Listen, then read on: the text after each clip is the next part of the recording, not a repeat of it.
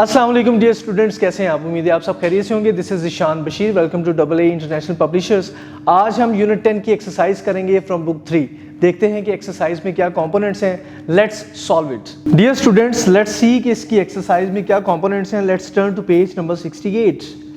First portion is reading and critical thinking. Answer the following questions. Why did Edison's mom call him a curious child? उस Edison की माँ उसे curious child क्यों कहती थी? The answer is because of his unlimited questions, उसके बेइंतहा सवालों की वजह से। Second is what happened when Edison set on the eggs. जब वो अंडों पे बैठा तो क्या हुआ? ऑल द एग्स बस्टेड, तमाम के तमाम अंडे फूट गए। Now turn to page 69। Question number 3 is how did Edison's mom react when he sat on the eggs? उसकी माँ ने कैसे रिएक्शन दिया जब वो अंडों पे बैठा? She was very angry but couldn't stop laughing. उनको गुस्सा तो आया लेकिन वो अपनी हंसी भी ना रोक सकी। Last question is name one important thing that Edison invented. एक ऐसी अहम चीज बताएं जो एडिसन ने इन्वेंट की है। You all know dear students, that is light bulb. Next is fill in the blanks.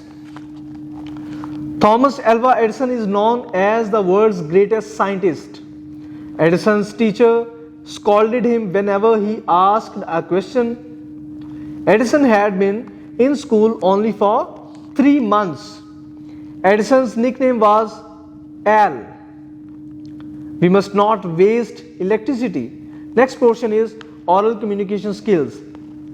Reading phonics, diphthongs. Dear students, keep in mind diphthongs are sounds formed by the combination of two vowel sounds. Diphthongs वो sounds हैं जो दो vowel sounds से मिलके बनते हैं. It is called diphthong. Pronounce the diphthong sounds in the following words: aw, claw, draw, straw, crawl, ow, ground, sound, around, about, ooh, food, stool, cool, root,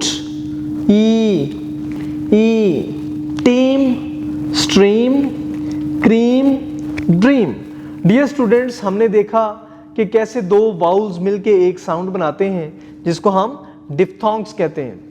conversation corner, observe how we use polite expressions to seek permission and note the responses. Dear students, इस conversation में हम देखेंगे कि कैसे अच्छे तरीके से किसी से परमिशन ली जा सकती है। May I add some points to it please? Sure, why not? Dear students, let's turn to page 70। Excuse me, would you please help me see principal's office? Yes, sure. Activity, conduct a role play activity in the class. Give students a script based on using polite expressions to seek permission. Dear students, it is your class activity. Seek guidance from your teacher और एक ऐसा atmosphere बनाएं जिसमें दो लोग आपस में बात करें परमिशन सीक करने के लिए, and use polite expressions. Next is vocabulary and grammar. SVO, subject, verb and object. Dear students, keep in mind, subject is a noun or pronoun performing an action. Subject किसी भी फिक्रे में काम करने वाले को कहते हैं, वो noun भी हो सकता है और pronoun भी. Verb is a word that shows action. Verb वो लफ्ज़ है जो कि काम को जाहिर करता है. Object is a noun or pronoun that receives the action in a sentence. और object उस noun या pronoun को कहते हैं जिस पे काम किया जा रहा हो. Read the following sentences. The boys played in the playground. इसमें जो subject है वो the boys है, played verb है, in the playground object है. Anila is writing a story. Anila is subject, writing verb है, a story object है. Rewrite the sentences in your notebook after dividing them into SVO forms. Write S for subject, V for verb and O for object in each sentence.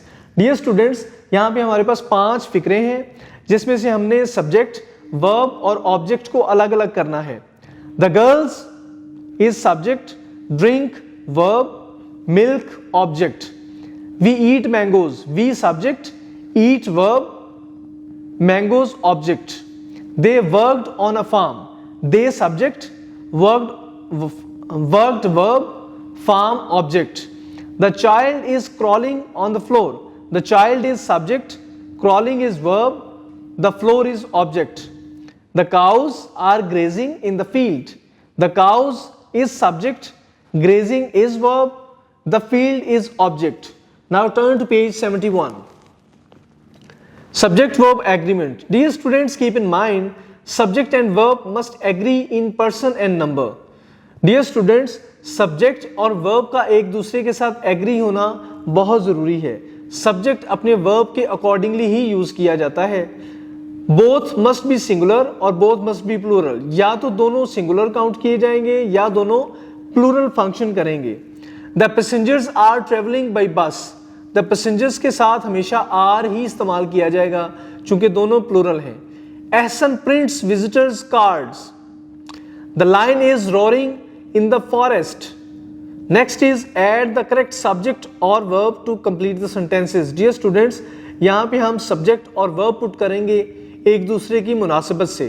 First is the farmers are cutting crops in the fields. Dash is driving a new car. He is driving a new car. Dash lives in the nest and flies in the air. Eagle lives in the nest and flies in the air. Next is the writing portion. Choose the correct words, expressions from the book, from the word bank to complete the conversation in speech bubbles.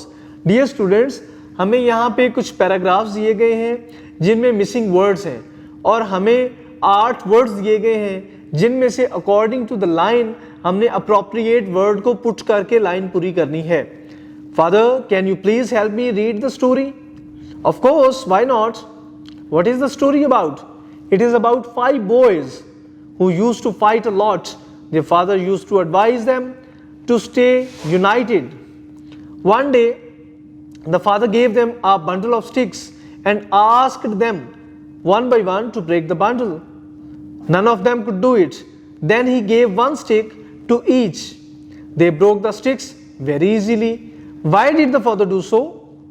The father wanted to teach them a lesson that if they stay united like the bundle of sticks, nobody would be able to break them.